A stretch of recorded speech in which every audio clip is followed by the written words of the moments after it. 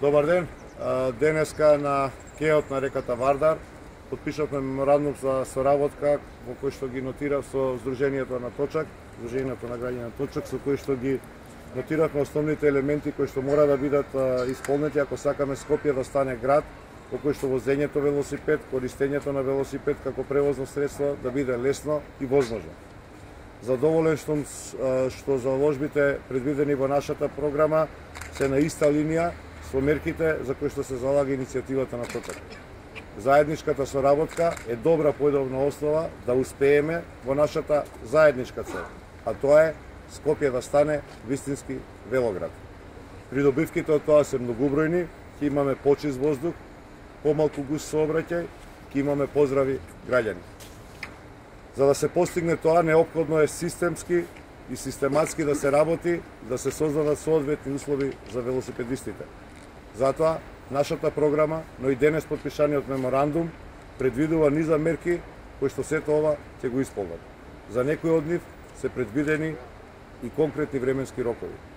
Како идна градска администрација се обрзуваме при секое проектирање на нова улица, булевар или мост, или при реконструкција на веќе постоечките улици да предвидуваме и велосипедско решение.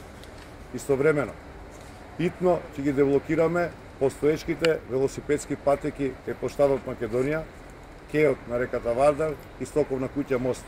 Ќе се заложиме за целосно слободни и проводни велосипедски патеки. Постигнавме согласност во рок од една година пред секоја институција на градот Скопје или позначаен јавен простор да поставиме велосипедски паркинзи.